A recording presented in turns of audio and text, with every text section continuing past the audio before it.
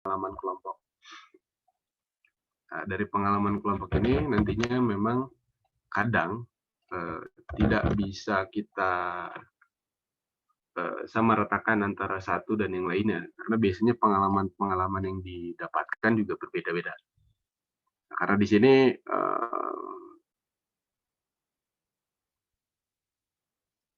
di sini juga diperlihatkan ketika kalian bermain di jam kelas lalu dihukum, di situ kalian jadi tahu kalau lagi jam pelajaran nggak boleh main, harus belajar, dan seterusnya. Nah, hal itu sebetulnya mempererat yang namanya kondisi nilai dan norma yang dianggap baik dan kondisi norma dan nilai yang dianggap buruk. Nah, nantinya kan ada tata tertib, nantinya ada reward and punishment, dan seterusnya.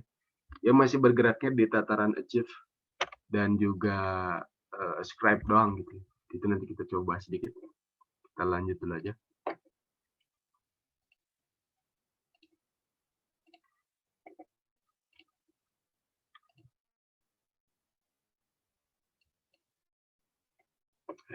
Ini udah mulai masuk ke contoh dan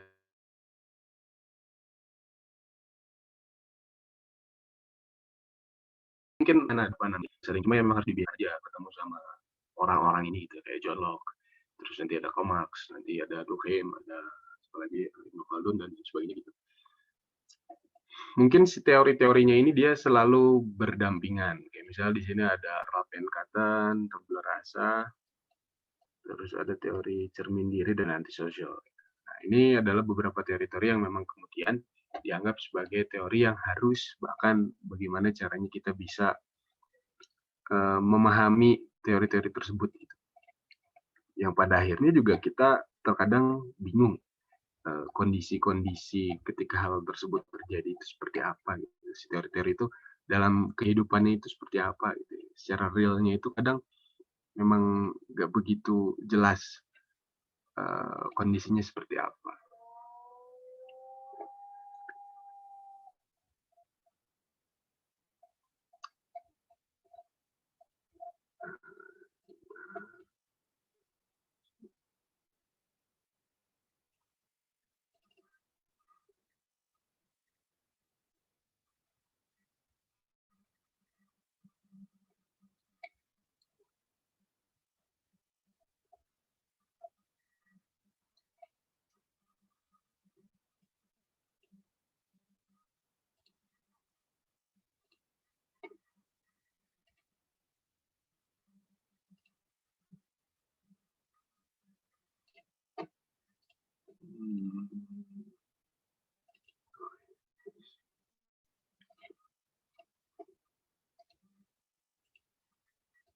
Oke, kita lihat teori yang pertama itu ada Looking Glass, Self, ini dari Charles Harton Cooley. Biasanya juga nanti selain ada yang namanya Looking Glass teori, nanti juga kita mengenal istilah dramaturgi. Ini nanti juga akan ada istilah dramaturgi. Dramaturgi juga masih mirip-mirip sama Looking Glass atau self image. Di sini dimana yang dikedepankan itu adalah nilai-nilai diri kita. Di sini kan dia jelas ya, looking glass. Berarti bagaimana cara kita bercermin. Nah, kalau ngomonginnya bercermin, berarti ngomonginnya self image. Nanti kalau di psikoanalisa juga ntar akan disebutkan mengenai tadi ya, ego, superego itu juga biasanya diperlihatkan dalam fase bercermin. Tapi itu nanti di edisi yang lebih mutakhir lagi oleh siapa tuh oleh Lacong ya. Tapi itu kita tidak akan bahas, tapi nanti itu bisa menjadi pengantar kalian untuk memperdalam mengenai tiga tahapan ego dan superego itu.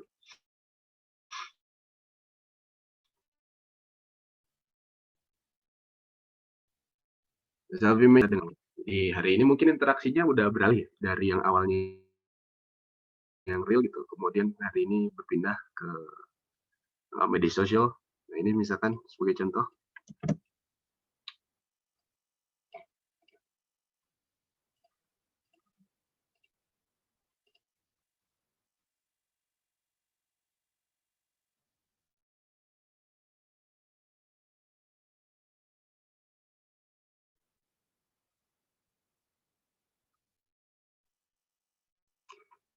Nah, di sini dijelaskan mengenai seseorang membentuk self image sebagai orang yang sukses dengan memposting setiap kegiatan yang diikuti hampir setiap 5 menit sekali. Dan sebetulnya self image tersebut ya bagaimana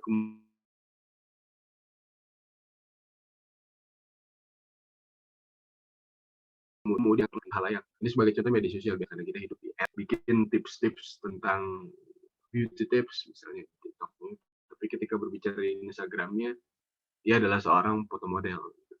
Jadi itu adalah dua self image yang berbeda dan itu nantinya kadang membuat ada konflik secara batin. Tapi ketika berbicara manusianya, nah, karena di sini berbicara media sosialnya, terkhusus lagi platformnya antara yang satu TikTok dan yang satu lagi adalah Instagram, itu adalah dua hal yang berbeda. Jadi nggak bisa disamakan dengan kondisi dirinya atau kondisi tubuh si orang yang jadi kreatornya. Karena nantinya juga manusia, nah ini ya, Erving Goffman bilang mengenai dramaturgi, yang tadi udah sedikit dibahas di awal, kalau manusia memiliki dua sisi, front stage dan juga backstage. Jadi kalau misalkan berbicara penampilan, drama, kita selalu itu genre filmnya apa? Drama. Drama itu bisa juga diambil dari ini, pengistilahan dramaturgi ini.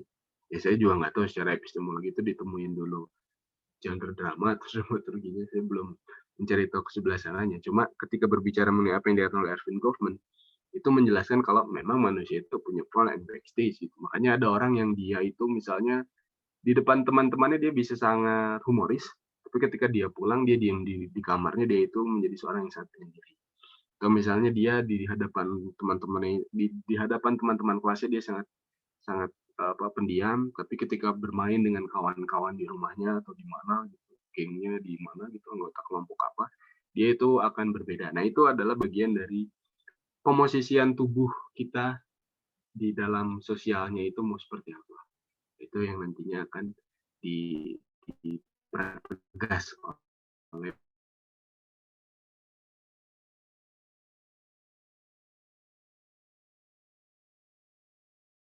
beberapa teori-teori lain.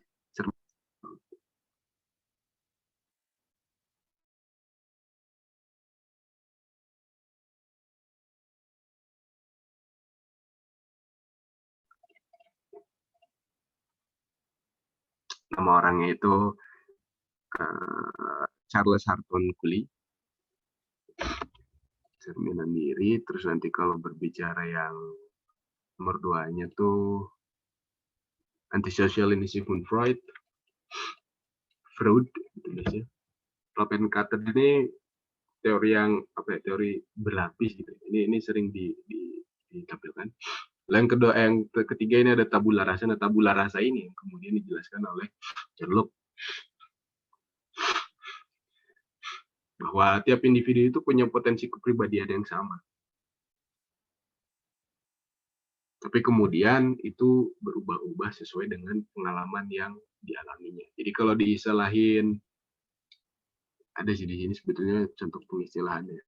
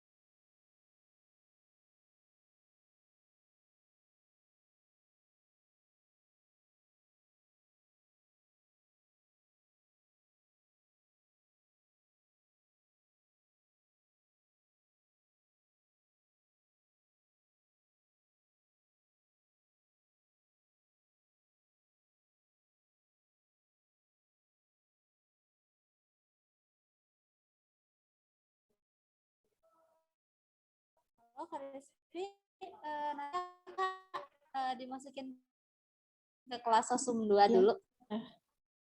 Ya.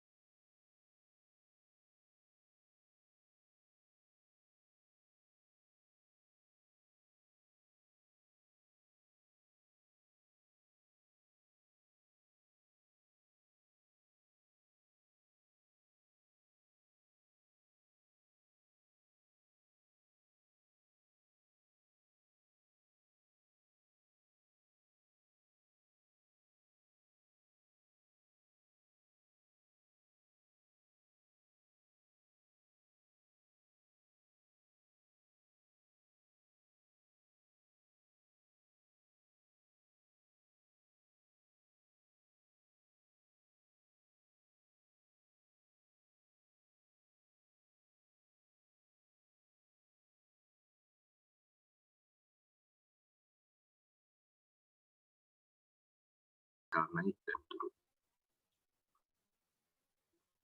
Jadi jawaban untuk pertanyaan itu adalah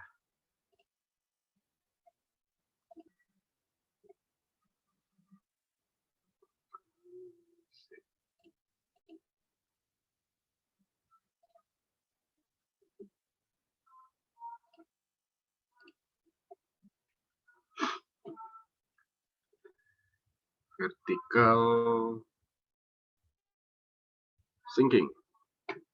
Tapi sebetulnya kalau konotasinya di sini misalnya diganti ya, kayak Pak Erwin, di sini kan Pak Erwin adalah pejabat DPR. Kalau misalnya bukan kalau bukan pejabat, mungkin jarang kena kasus OTT, korupsi. Itu biasanya juga akan terjadi horizontal dan itu antar generasi. Nah, itu kondisi-kondisi ketika berbicara mengenai pejabatnya. Tapi mau jadi pejabat itu biasanya juga terjadi peran yang sangat itu namanya konstan gitu dan stagnan.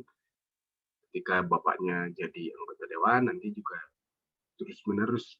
Itu juga kadang terjadi. Tapi konotasinya itu nanti lain. Itu di social climbing horizontal. Di situ-situ aja tapi mempertahankan kekuasaannya.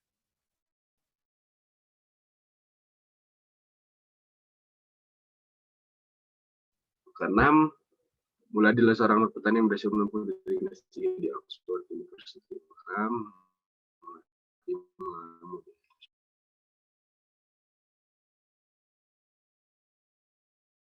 sosial.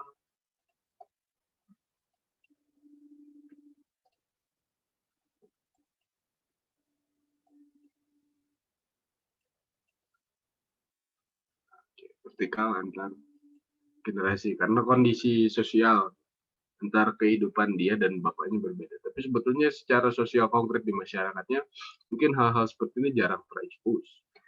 Karena ya mungkin secara di lapangannya pendidikan kan mahal gitu ya. Ini mungkin hanya terjadi di soal tapi ya nggak ada yang pernah tahu juga. Oke, nomor 7. Olis adalah seorang lulusan pesantren yang kini menjadi ustaz di kampungnya. Olis menyalurkan mobilitas sosial melalui bidang keagamaan. Oke, kita balik lagi dulu ke mobilitas.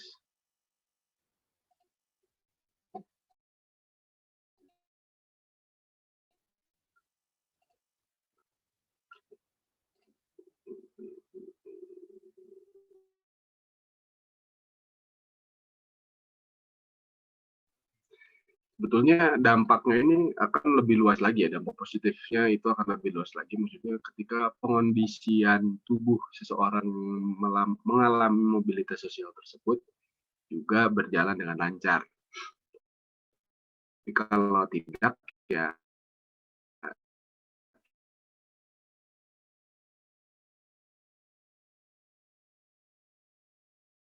agama, pengondisian sosial, dan industri benar-benar dibutuhkan oleh dikemukakan oleh Spencer. Objek sosiologi yang tepat adalah keluarga politik kampung industri masuk pula asosiasi masyarakat setempat, pembagian kerja, profesi sosial, sosiologi, pengetahuan, dan ilmu pengetahuan, serta penelitian terhadap kesenian dan keindahan. Sebetulnya ketika berbicara objek sosiologi ini banyak banget objek ya. Coba lihat.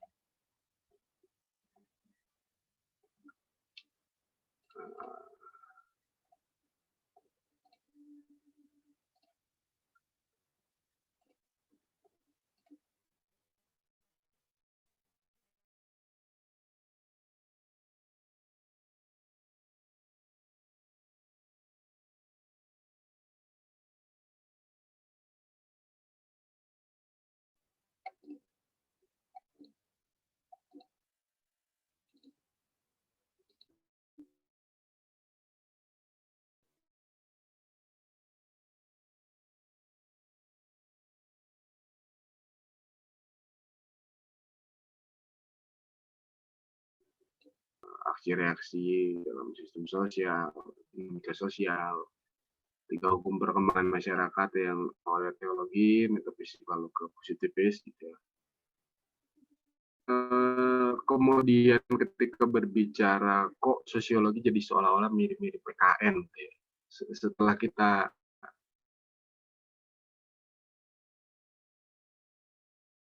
telik-telik jadi kok seolah-olah terus jadi orang yang baik di dalam sebuah kelompok ya gitu. Ya kan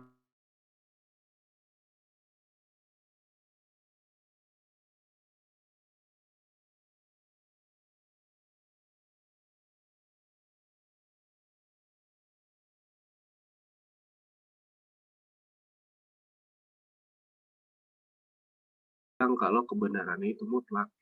Pada akhirnya semuanya mau itu apa itu ya sosiologi, sejarah, bahkan fisika, matematika gitu. Terus sekarang udah ada teori apapun dan mau udah ada relativitas lah, apa kuantum gitu dan seterusnya. Ya, tetap aja gitu nggak bisa dianggap sebagai suatu kebenaran. Ini juga kemudian Marx berbicara mengenai suprastruktur dan substruktur. Ini ngomonginnya ya sederhananya pemerintah dan rakyat gitu. Itu aja sebetulnya. Di sini suprastruktur adalah bentukan dari mode of production hasil dari ideologi dan kelompok A, B, C, D, E itu karena ada ideologi di sana dan juga ada kelas-kelas. Dan itu adalah bentukan dari istomat materialisme dialektika historis. Nah, jadi ngomonginnya mengenai yang ada terus dia berdialektis, ada gerak dialektikanya gitu, ada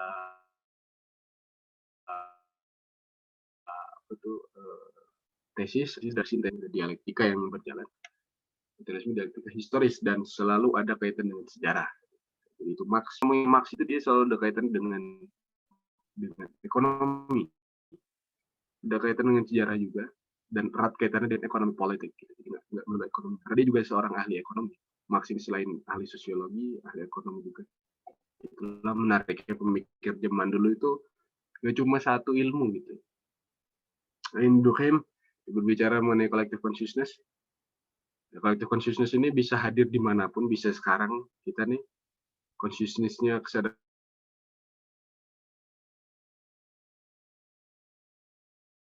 kesadaran kita di depan layar gitu ya, kayak sekarang gitu.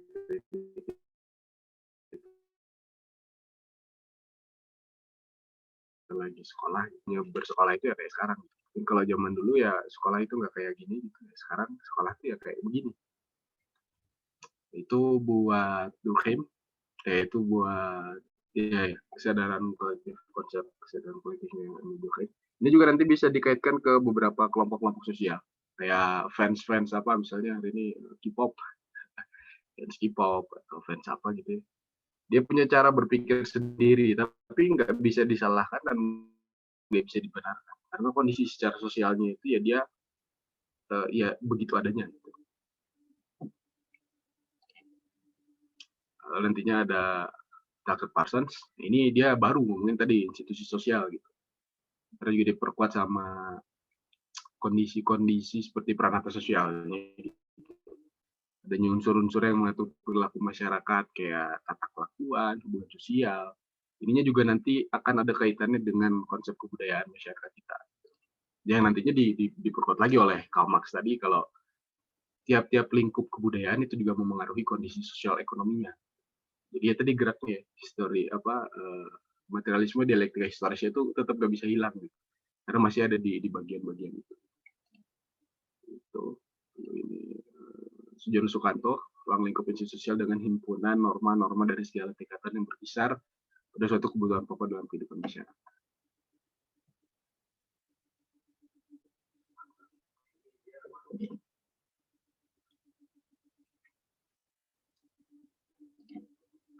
Oke, ini Paul B. Hartung dan Chester L. Hunt.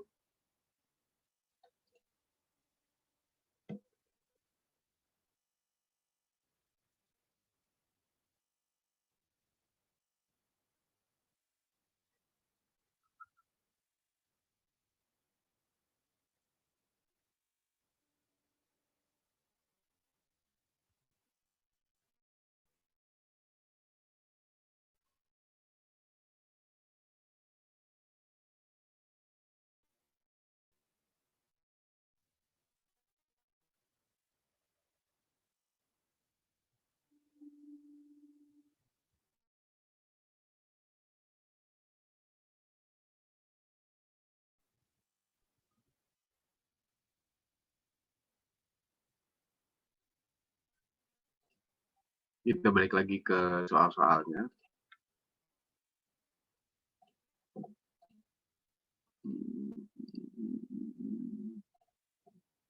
Gitu dia. Setidaknya udah ada Marx, ada Auguste Comte juga tadi sedikit ya. Oke.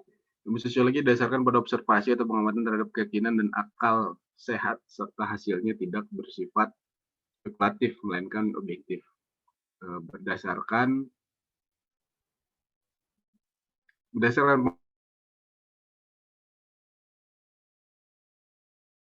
pengertian empirik. Kenapa empirik ya karena memang bisa dibuktikan gitu. Karena dia bisa dibuktikan maka dia empirik. Bisa dibongkar gitu di beberapa hal-hal yang ya tujuannya ada ilmu itu kan untuk menyibak gitu, menyibak peristiwa apa yang terjadi di dunia ini gitu, untuk membuka, untuk melihat ada apa gitu. Nah, yang empirik diawali dengan metode. Ya, meskipun dia juga apa ya, menuju kepada suatu bentuk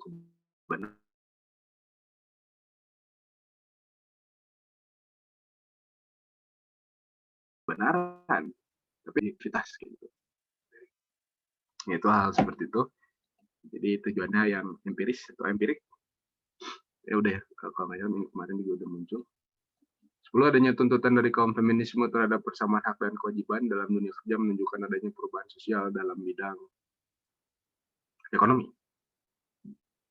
Ketika berbicara dunia kerja, tapi ketika berbicara kondisi perubahannya, maka sebetulnya di sini ada konsepsi gender yang kemudian udah nggak cuma ngebahas mengenai apa ya, kayak peran, tanggung jawab, pembagian kerja dan lain sebagainya gitu, di mana kondisi-kondisi seperti itu kemudian bisa memperkuat pola-pola pertahanan di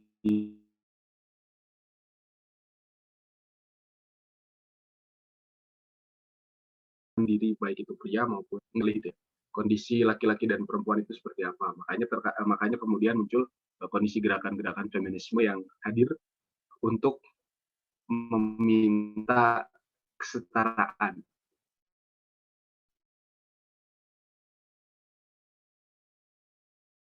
Menghilangnya tatanan patriarkal maupun matriarki. Ya.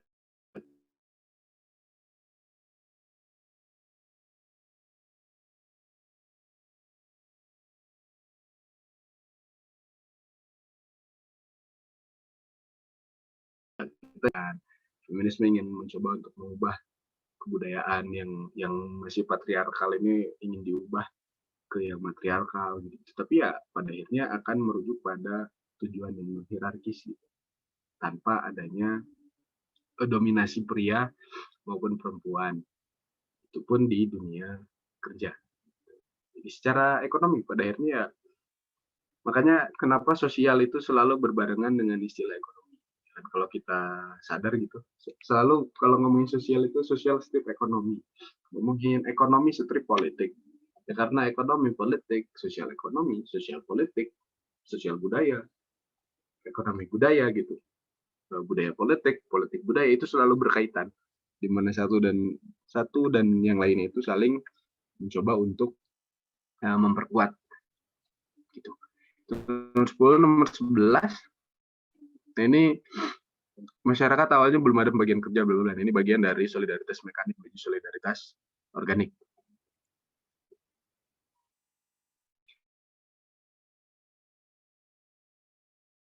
Kalau masyarakat primer ke masyarakat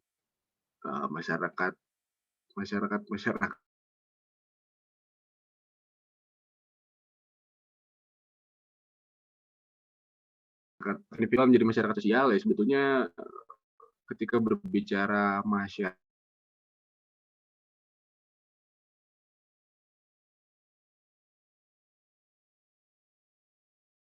ya, iya, tapi masyarakat individual itu ya mungkin terjadi, tapi ya tetap aja tatarannya itu mereka menjadi suatu penyimpangan sosial yang bersifat positif. Ya kalau secara moral ya ini ya, Arya mencuri uang di minimarket untuk membeli obat ibunya sedang sakit. Itu secara moral benar banget. Kenapa? Karena konteksnya ya untuk menyelamatkan nyawa gitu. Karena nyawa itu tidak semahal, nyawa itu tidak semurah isi dari minimarketnya gitu pada akhirnya. Jadi ya wajar-wajar aja kan kalau misalnya dia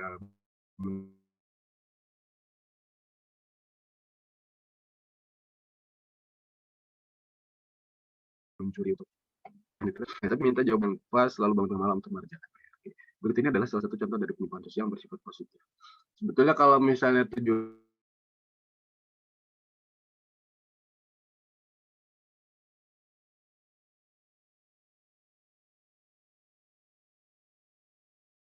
lebih tepat yang dia mencuri uang digunakan untuk membeli obat tubuhnya yang sedang sakit.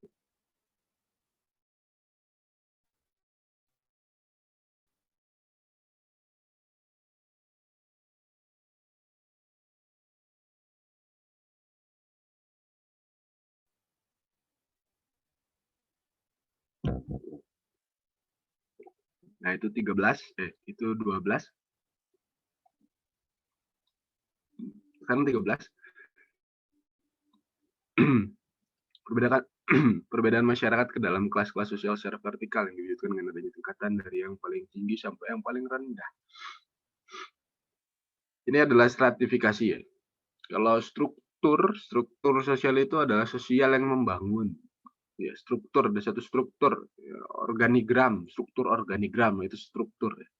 Kalau yang tujuan kalau yang bentukannya ini, nah ini perbedaan masyarakat ke dalam kelas-kelas sosial secara vertikal. Secara vertikal udah jelas ke atas, karena ke atas dan ada tingkatan dari tinggi ke rendah, berarti itu nanti kondisinya kayak piramida, segitiga. Piramida ya berarti itu adalah apa nih? Yang stratifikasi. Kalau misalkan tujuan yang lain apa bisa? Ya bisa ketika berbicara ini nih, misalnya diferensiasi. Diferensiasi juga bagian dari pembedaan sama kayak stratifikasi. Tapi kalau diferensiasi ini biasanya dia setara, kondisinya setara diferensiasi ini. Kayak misalnya apa ya, pembedaan secara diferensial tuh kayak sekolah sekolah sekarang udah nggak ada ya, tapi kalau zaman dulu saya sekolah masih ada tuh. Sekolah standar internasional dan sekolah standar nasional. Nah, itu dia bisa didiferensiasi secara kondisi sosialnya. Karena sama-sama SMA gitu. Cuma yang satu punya standar A, yang satu lagi punya standar B. Setara ya setara, sama-sama SMA. Cuma ada nilai plus saja. Itu diferensiasi ada sedikit perbedaan di sini. Bahasa lainnya juga nanti ada disparitas, dan diferensiasi ada disparitas dan seterusnya. Nah, kalau perbedaan status sosial itu ya karena adanya stratifikasi sosial, jadinya muncul perbedaan status sosial. Kalau tidak ada stratifikasi sosial ya nggak bakal kebentuk juga social status yang seperti apa. Nah kalau norma sosial ini biasanya disesuaikan dengan konteks kebudayaan setempat. Ya norma di Amerika dengan norma di Indonesia berbeda. Norma di Eropa dengan norma di Indonesia berbeda. Norma di Arab Saudi pun berbeda. Dan seterusnya. Jadi itu berbeda. Oke, selanjutnya, salah satu contoh stratifikasi di masyarakat. Pak Budi menjadi kepala sekolah, Pak Robert sangat disegani oleh warga karena kekayaan. Sebelah di suku Sunda, Pak Umar bekerja sebagai tukang jahit baju yang bertetangga Buahyu, tukang sayur. Pak Badri seorang petani yang berhasil menyebabkan putranya hingga sarjana. Contoh stratifikasi yang terjadi itu adalah ketika ada kata ini, kuncinya di sini, disegani. Ya mungkin konotasinya ada kata-kata yang memperlihatkan kekuatan. Gitu aja. Kalau mau ngeliat stratifikasi itu ada kata-kata yang rujukan itu ke kekuatan dirinya. Mau itu secara ekonomi, sosial, politik gitu. Kayak misalkan contoh lain, nah misalnya di sini. Pak Budi menjadi kepala sekolah yang menyebabkan dirinya disegani oleh apa itu namanya, kawan-kawan satu angkatannya di sekolah misalnya gitu. Di kampus lah, di sekolah ya, kampus itu sekolah-sekolah juga seperti itu.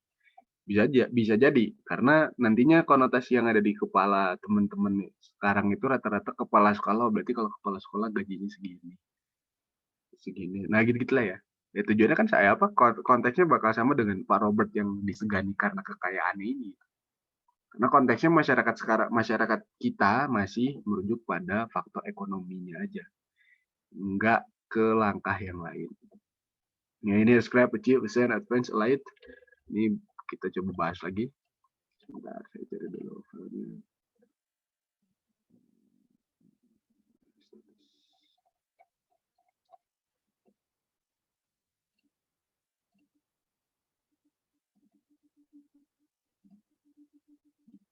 Oke, nah ini status sosial juga sering muncul nih. Sering muncul di kehidupan kita, bukan di soal-soal. Di soal-soal ya pasti nggak tahu, saya juga nggak tahu. Kalau saya tahu ya saya bisa bikin tutorial lulus UTBK 100% kalau saya itu soal-soalnya. Cuma kurang lebih lah ya, namanya juga kita mencoba untuk menyibak, kita mau coba ngeramal aja gitu. Ini prediksi. Oke, ini ascribe status ini biasanya muncul karena kondisi lahiriah. Nah ini tujuan tadi yang warisan genetik.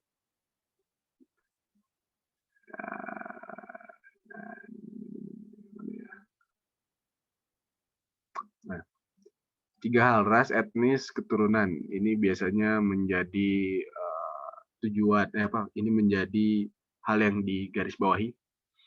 Kenapa? Karena 3 hal ini yang memengaruhi kehidupan kita. Karena konstruksi bermasyarakat kita itu udah konstruksi yang sangat hierarkis gitu ya, udah ada apa tuh, ada urutan, ada tatanan gitu, di mana ras mungkin ada deh beberapa dari kita sering iseng gitu ya main Ome TV atau main Omegle gitu ya. Itu kan kelihatan tuh ketika kalian lagi live di hadapan sama bule-bule itulah ya, mereka-mereka orang yang rasanya beda sama kita. Kadang kita tuh jadi over, apa tuh, kita jadi bertingkah lebih dari semestinya gitu, ya kan. Ketika misalkan ada bule dari misalkan nih ada orang dari kalian ketemu orang Amerika Serikat gitu, wah tiba-tiba kalian histeris, tiba-tiba kalian melihat, orang Inggris gitu ya dengan aksennya Harry Potter ya dan lain sebagainya itu kalian langsung tiba-tiba, mencoba untuk belajar, kayaknya seru nih kalau kalau aku coba ikut-ikutan beraksen Inggris," ya gitu-gitulah ya. Kalau tujuannya jadi positif nggak jadi masalah, cuma yang jadi masalah itu adalah ketika muncul yang namanya rasis. Kalau udah rasis ini udah susah, karena pada akhirnya ras ini kita nggak bisa milih gitu. Kalau saya bisa milih juga, saya pengen jadi ras Arya gitu kan, badan saya tinggi gitu kan, tinggi besar gitu, jambrosan ya kan, mata biru menyala, itu kalau boleh milih kan. Tapi karena kita lahir ya udah lahir gitu kan, nggak tahu kalau kalau saya lahir dari ras apa gitu, ternyata saya ras Detro Melanesia gitu, saya seorang Melanesia gitu. Kalau boleh request dulu ya kan, waktu kita mau dilahirkan ya saya pengennya seperti ini, seperti itu. Nggak bisa, oke itu bagian dari scribe status, itu sudah digariskan, ya ibarat katanya nih udah kayak takdir ya, takdir alam. Lalu kemudian ada achieve, nah ini yang didapatkan biasanya ya ada proses untuk mengambilnya, untuk meraihnya, sorry. Nah, contoh achieve-nya itu ya ketika kalian nanti lulus UTBK, amin semuanya lulus gitu. Semuanya diterima di perguruan tinggi yang kalian inginkan dan semua bekerja sesuai dengan apa yang kalian inginkan. Itu semua semua orang kan punya ekspektasi ya. Amin. Nah, benar benar. Harus dijawab juga ya supaya jadi motivasi buat kalian. Nah, banyak orang yang kemudian menganggap si achieve status-nya ini adalah suatu hal yang ketika tidak terjadi kalian kemudian merasa berarti saya tidak apa namanya, saya tidak beruntung hidupnya apa dan seterusnya, nggak kayak gitu. Karena achieve status ini diusahakan. Nah, kalau ngomongnya diusahakan berarti bisa iya, bisa enggak gitu. Jadi jangan terlalu apa ya, jangan terlalu ambisius ya bebas ya. Tapi pada akhirnya kalau yang terlalu ambisi juga terkadang pukulannya itu agak sakit ya, bahkan jauh lebih sakit biasanya. Tapi ya kita coba yang terbaik aja. Nah, kayak di sini misalkan untuk memperoleh gelar sarjana, mahasiswa harus menyelesaikan skripsi dan lulus. Nah, achievement ini kan ada batasan. Kawan-kawan saya, beberapa dari kawan-kawan saya lulus 7 tahun. Saya kebetulan angkatan 2013, sekarang 2021. Beberapa kawan-kawan saya itu baru lulus tahun kemarin dan ada juga yang lulus tahun ini. Karena apa tuh namanya? Karena tahun corona ya, jadi mereka dikasih keleluasaan waktu tambahan 1 semester gitu karena adanya wabah pandemi corona. Jadi yang harusnya 7 tahun udah di drop out, dikasih 1 semester lagi untuk lulus. Nah, kawan-kawan saya yang kemudian berhasil menyelesaikan skripsi tersebut dan lulus, mereka udah nggak lagi merasakan itu adalah achieve status. Karena ketika ditanya, "Oh, saya mah sarjana corona," dan seterusnya lah. Jadi karena kebetulan juga lagi ada pandemi ini, jadi itu udah bukan achievement lagi buat mereka gitu. Itu udah jadi seorang orang seolah-olah assign status. Nah, ngomong ke sini, jadi seolah-olah seperti mandat aja. Nah, ini konsep dewa-dewa raja ya. Kalau di sejarah mungkin udah sempat kebahas. Kalau apa, wah aku adalah wakil Tuhan di bumi ya gitu gitu. Itu kan banyak tuh pengistilahan-pengistilahan zaman dulu. Kayak misalkan ini nih, Jenderal Sudirman diberi mandat oleh Bung Karno untuk memimpin perang gerilya melawan Belanda. Jasanya pada bangsa membawa dirinya berhak memperoleh gelar pahlawan. Nah, gelar yang diberikan, status yang diberikan ini hari ini juga kadang bergeser menjadi zen status secara ekonomi doang atau secara citra tubuh doang. Maksud citra tubuh ini gimana? Citra tubuh di sini biasanya mereka-mereka yang punya kelebihan apa, punya kemampuan apa, itu dijadikan apa namanya tuh? Dijadikan simbol. Kayak misalnya yang juara Indonesian Idol, dia jago nyanyinya, dia bagus, dia rupawan gitu ya. Akhirnya dia dijadikan duta apa misalnya, duta Pancasila misalkan atau duta apa gitu. Nah itu bagian dari status yang diberikan yang kadang tujuannya cuma jadi citra tubuh aja. Yang belum tentu secara kapasitas dirinya itu dia paham betul apa itu Pancasila, dia memahami tiap butir-butir Pancasila gitu, dan seterusnya dan seterusnya. Kadang juga tidak paham akan hal tersebut. Itu sign status hari ini udah merujuk ke ya ekonomi politik. Ekonomi, setiap saya ngomongin ekonomi itu berarti ada kaitannya dengan politik ya. Karena kita ngomongin sosiologi. Jadi bukan ekonomi yang betul-betul ekonomi kayak kalian lagi belajar ekonomi. Kalau ngomongin ekonomi di sosiologi itu kaitannya dengan politik. Kenapa politik? Karena politik ini kan sikap. Nah, kalian itu sekarang sedang melakukan laku politik. Apa contoh laku politik yang kalian lakukan? Kalian belajar menuju UTBK. Karena mau UTBK, jadi kalian itu punya pilihan politik untuk belajar. Nah, maksudnya di sana. Jadi politik itu bukan tidak sekotor apa yang kalian lihat di televisi. Gitu. Politik itu selalu kaitannya dengan ini itu yang berbau ini apa berbau hal-hal yang negatif gitu. Politik itu berarti korupsi, nggak ke sana karena apa yang kita lakukan pilihan hidup kita itu adalah sikap politik. Lalu ada lagi yang lain ada symbolic status. Nah, status simbolik. Status simbolik. Ini juga istilah di psikologi sebetulnya yang simbolik ini. Jadi yang simbolik ini yang muncul, yang ada dan diafirmasi itu diiyakan oleh kalian gitu bahwa itu ada. Nah, jenis ini diperagakan dalam kehidupan keseharian.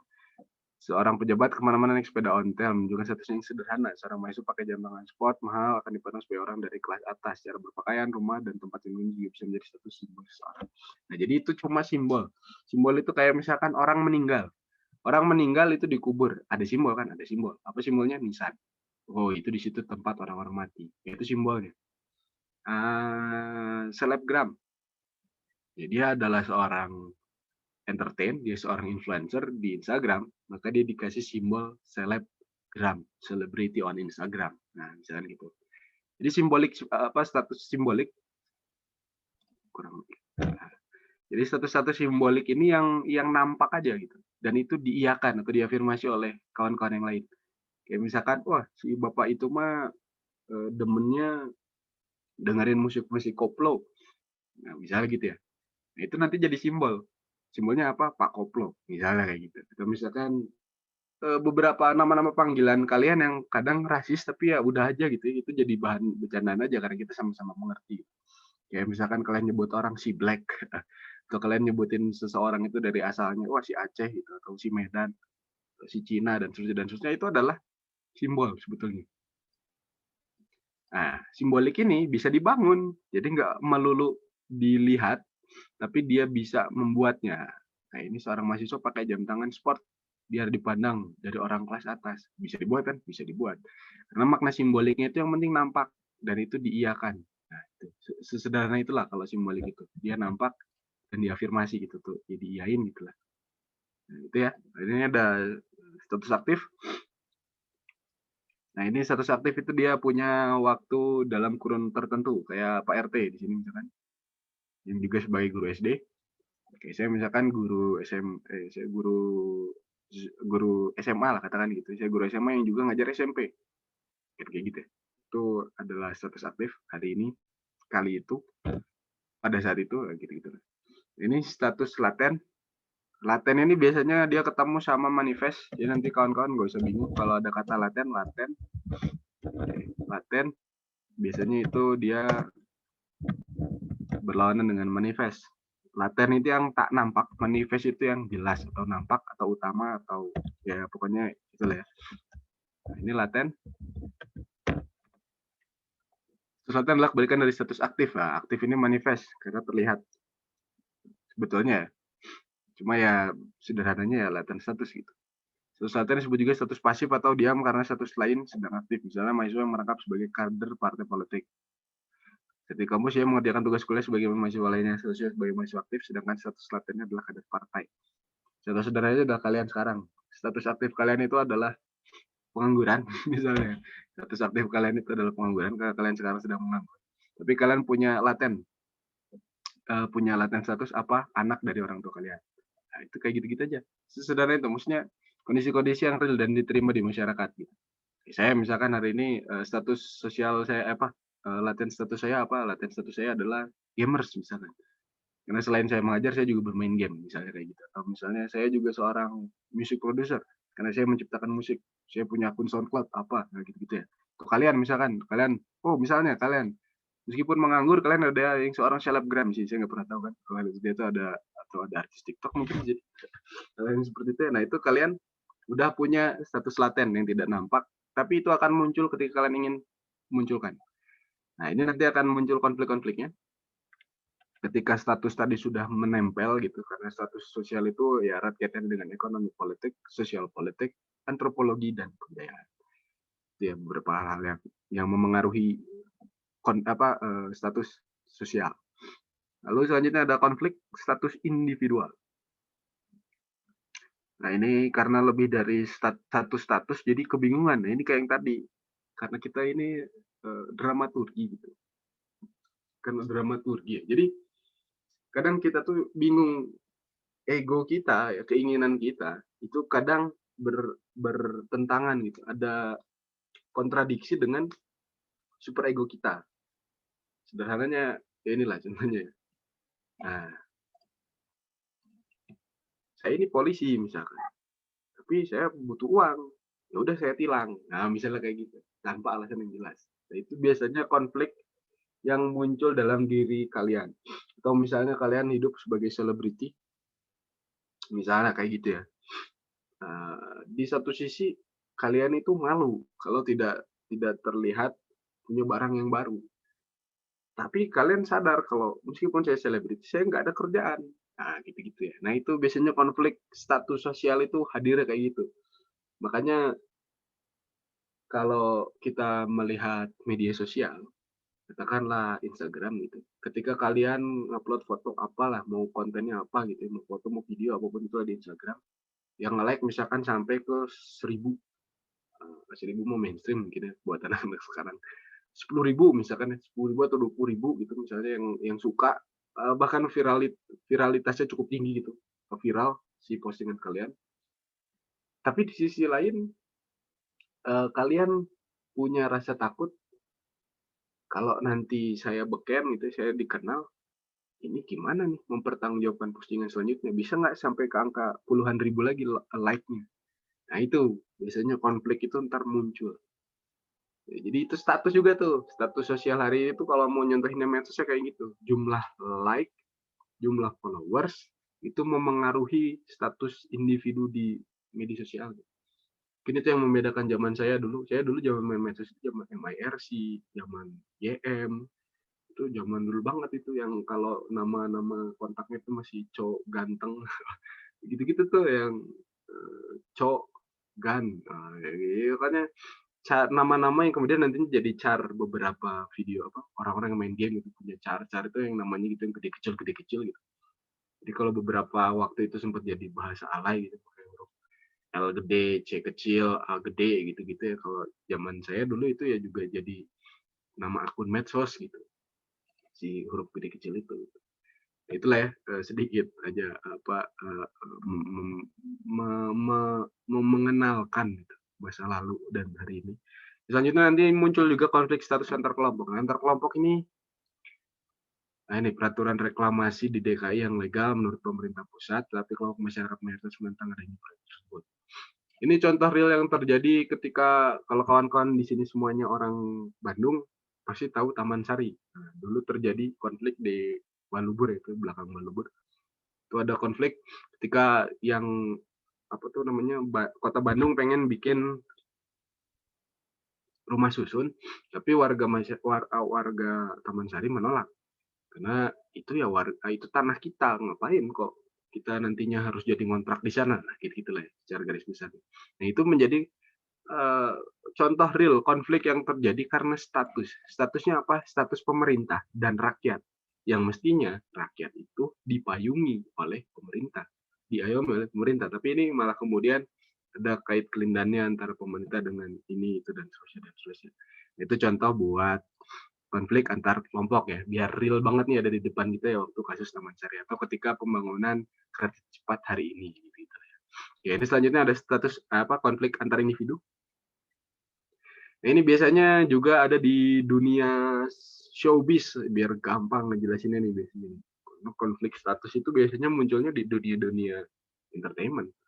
Kayak misalkan si A ngejelek-jelekin si B, atau misalnya siapa nih si polisi, kalau di sini contohnya polisi menilang pengendara yang tidak pakai helm saat berkendara, ya ini benar. Ya meskipun jadi konflik, tapi ya ini benar.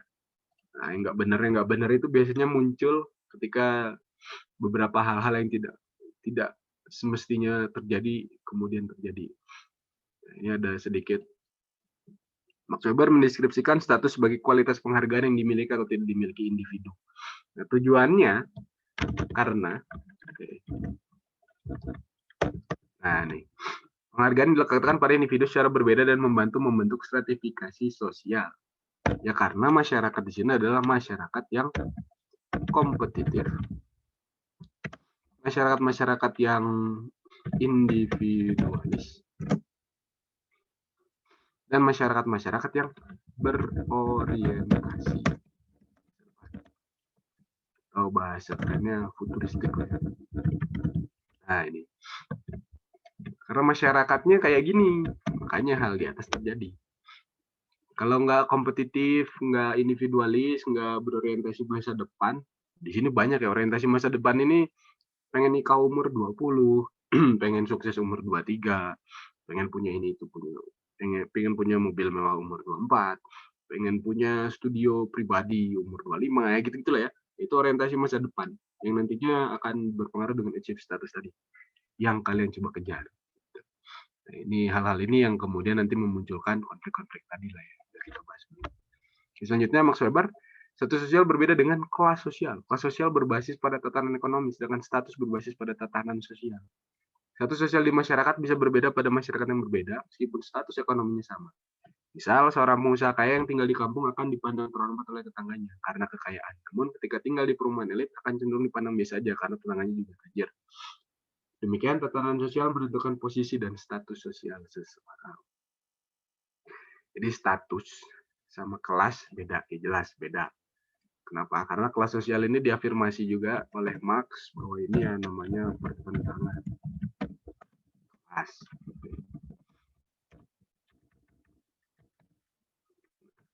Kalau status ya status aja gitu, kamu apa, ini apa gitu. Nah ini status sosial itu hari ini yang terjadi di Bali. Jadi udah bukan kelas sosial lagi. Tadi yang Brahmana, Sudra, Waisya, Satya itu udah bukan strata. Dia bukan kelas sosial. Misalkan pemuka agama yang Brahmana itu berarti jauh lebih kaya dari yang ksatria kayak gitu. Itu cuma status sosial aja. Secara kelas sosial bisa jadi yang Sudra itu kaya raya gitu, mengalahkan kekayaan dari Waisya yang harusnya Waisya itu adalah pedagang. Atau yang Ksatria gitu, yang keturunan raja, dia ternyata malah hidup jatuh miskin gitu, karena tidak bisa mempertahankan kekayaan turun temurunnya dan dikalahkan oleh Sudra, bisa terjadi. Nah itu adalah status sosial. Jadi yang dipakai itu adalah konsep catur warna hari ini di Bali sana ya. Jadi status sosial bukan kelas sosial. Gitu. Kita balik lagi ke soal selanjutnya.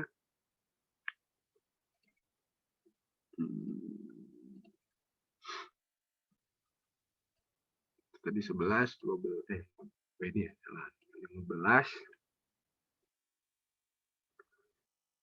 Voting gelar sebagai pahlawan nasional ini berarti assign ya, assign status karena diberikan. Ini 16. Nah, jadi nomornya ngecek. Jadi 16 itu yang ini. Salah satu contoh ciri masyarakat Madya dalam struktur sosial. Nah, itu 16 jawabannya yang E. Adat istiadat, macam lagi ini opsinya A, B, C, D, E. Adat istiadat masih dihormati, tetapi mulai terbuka dengan pengaruh luar. Ini adalah kaitannya dengan globalisasi dan westernisasi. Ini biasanya dua term yang dibedain. Kalau globalisasi ada dampak secara menyeluruh. Jadi kalau globalisasi mah udah nggak lagi nanya kamu dari mana. Saya adalah warga dunia. Nah, kayak gitu itu buat globalisasi. Kalau westernisasi, yaitu adalah importir budaya-budaya dari barat. Ya seperti K-pop lah. Hari ini semua orang tahu siapa itu Eunhyuk, tahu apa itu Blackpink, nah, tahu apa itu Gangnam Style dan seterusnya itu gara-gara Korean pop budaya populer di Korea itu berhasil diekspor kemana-mana. Nah, berarti secara struktur sosial mereka bisa mengubah itu semua, termasuk adat istiadat. Ketika tadi misalnya westernisasi udah mulai masuk ke kampung naga, akhirnya di kampung naga itu udah nggak ada lagi istilah harus nggak boleh masuk ke hutan larangan, itu bisa dihilangin. Karena hutan itu buat camping, buat happy gitu ya. Buat yang suka apa tuh kayak hidup ala-ala barbecue mountain boys gitu ya, yang makan daging apa di alam gitu ya, pengen hidup bushcrafting gitu-gitu. Jadi itu diterabas aja karena secara budaya itu usang banget kalau hutan itu nggak boleh kita hancurkan. Nah, itu hal kayak gitu ya. Itu buat yang nomor 16. Nomor 17. Upacara Grebek Maulud di Keraton Surakarta. Rutin dilakukan masyarakat untuk memperingati kelahiran Nabi Muhammad. Berdasarkan jenisnya, tindakan sosial tersebut termasuk ke dalam. Ini berarti tindakan rasional instrumental, sosial orientasi nilai, afektif, tradisional, sosial preventif. Tindakan sosial berorientasi nilai.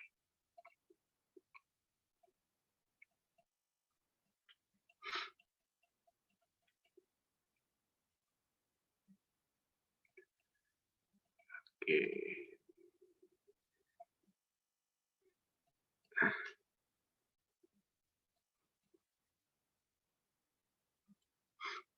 Kalau yang afektif berarti kan afeksi.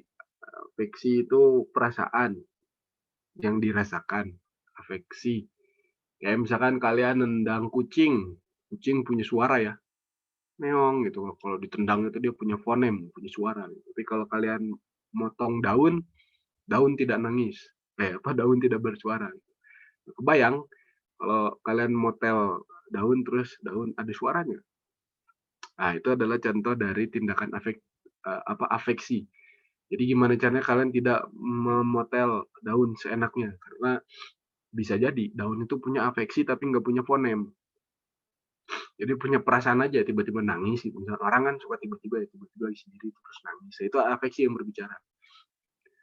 Emosional gitu. Ini tindakan rasional instrumental. Kalau rasional instrumental berarti suatu hal dia bisa ritus, bisa juga hal-hal lain yang erat kaitannya dengan rasionalitas. Ini biasanya tradisi positivisme.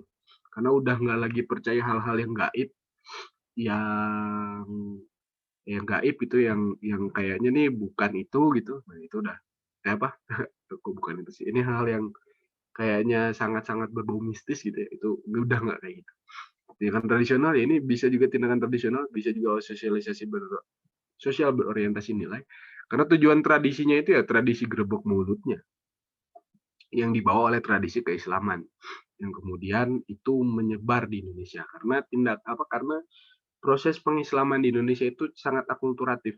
Dia menyesuaikan dengan budaya yang ada, nggak dipaksakan gitu. Nah, itu dan yang terakhir sosial preventif ya. Sosial preventif ini biasanya sosialisasi. Ya, misalkan ada duta anti narkoba ke sekolahan, nah itu sosial preventif. Ada tata cara mengatasi tsunami, itu preventif. Oke, ini 17 selanjutnya. Gim memberikan nasihat kepada jemaah pengajian tentang pentingnya menjaga persatuan dan menjaga silaturahmi. Sebagai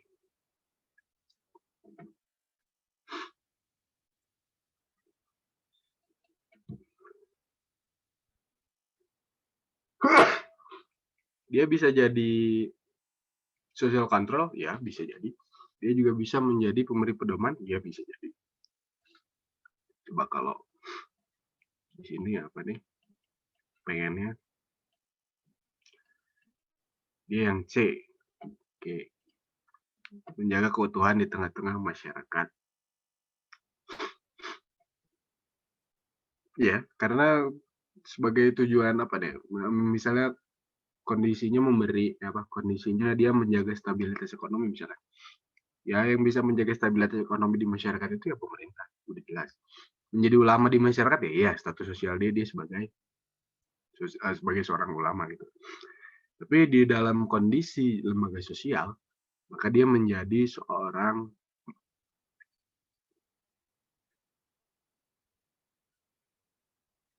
penjaga keutuhan di tengah-tengah masyarakat, pemberi pedoman pada anggota masyarakat. Ya, di sini jadinya lebih tepat di penjaga, karena kalau pemberi pedoman itu seolah-olah dia yang dituakan, dia jadi tetua gitu ya. Kalau di bahasa-bahasa etiknya itu, ya ini jadi elder gitu, dia yang ngasih, ini boleh, itu nggak boleh, ya gitu-gitu.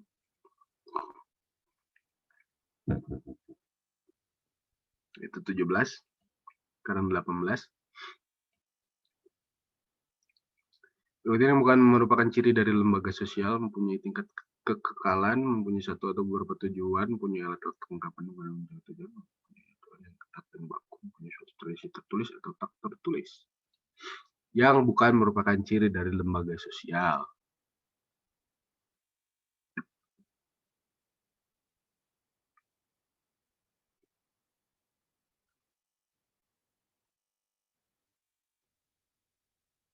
Mempunyai aturan yang ketat dan baku, karena kondisinya lembaga sosial itu hanya punya tingkat kekekalan tertentu. Karena kalau aturan yang ketat dan baku ya nggak bisa diubah gitu ya. Karena kondisi-kondisinya ya masih bisa diubah gitu, dalam kondisi-kondisi sosial tertentu. Menurut Aguskom bahwa manusia memahami sesuatu dengan mengacu pada kekuatan ini 20 berarti ya. Oh ya terakhir. Ini udah nih pertanyaan diulang ya, ini kayaknya kalau nggak salah Theo kemarin ini jawabannya yang metafisika. Kalau ada yang salah lagi berarti lupa kalau ini pernah muncul. Nah, ini jawabannya yang metafisika. Sebetulnya metafisik dan teologis itu dekat-dekat ya. Cuma nanti yang membedakannya itu secara tahapan. Kalau Aguskom itu bilang teologis, metafisik, positivis.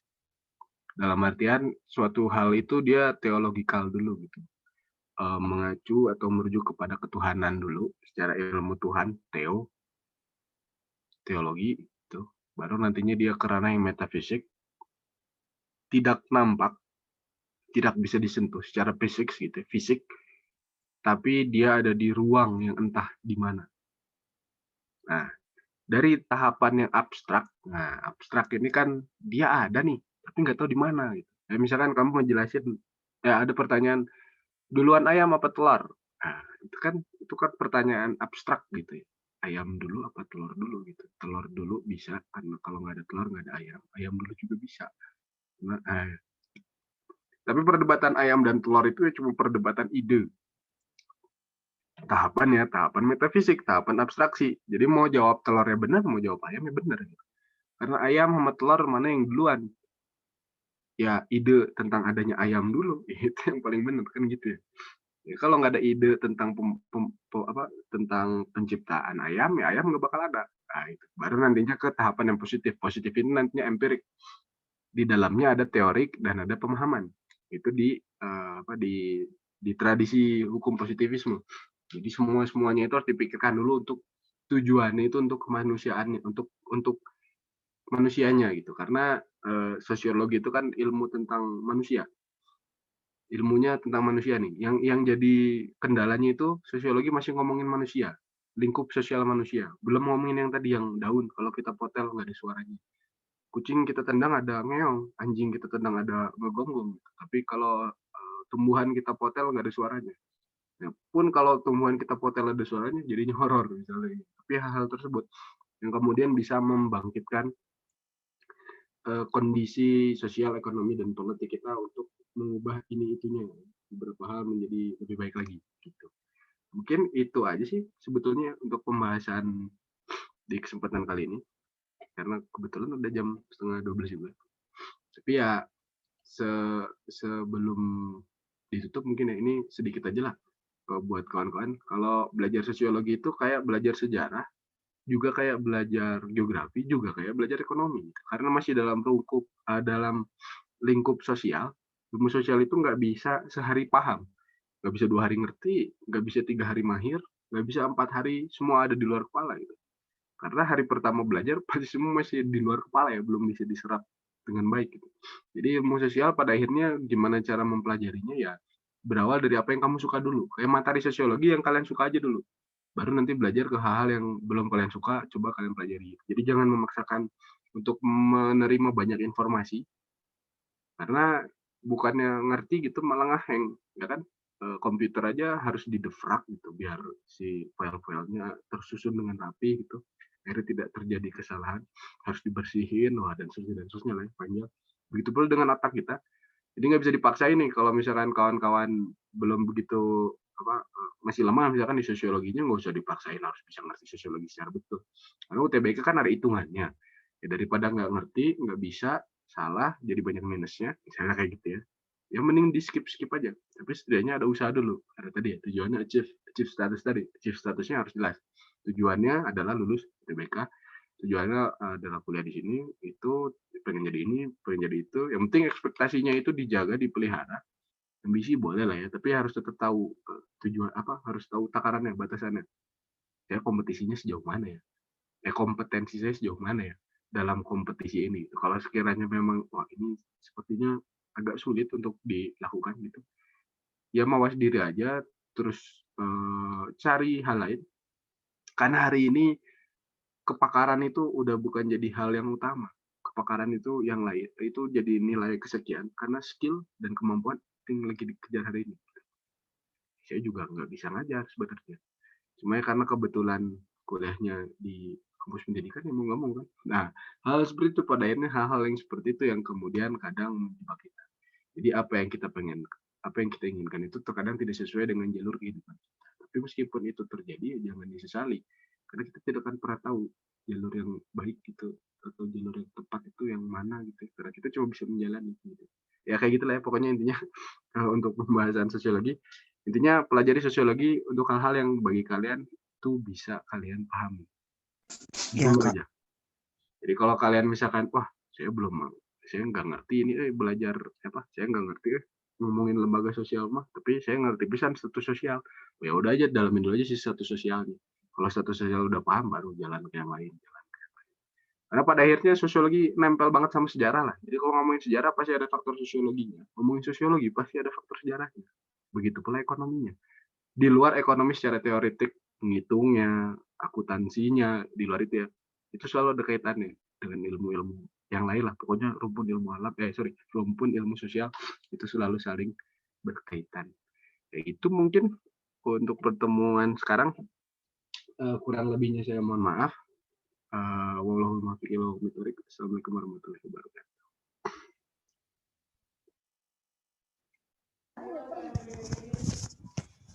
Alhamdulillahirrahmanirrahim. Pembelajaran sosiologi sesi 2 ini sudah selesai ya. Semoga apa yang disampaikan oleh Kak Dwi bisa bermanfaat untuk teman-teman semua ya. Amin Allahumma amin. Terima kasih banyak kepada Kak Dwi. Selamat menjalankan aktivitasnya kembali dan sudah diperbolehkan untuk live room ya.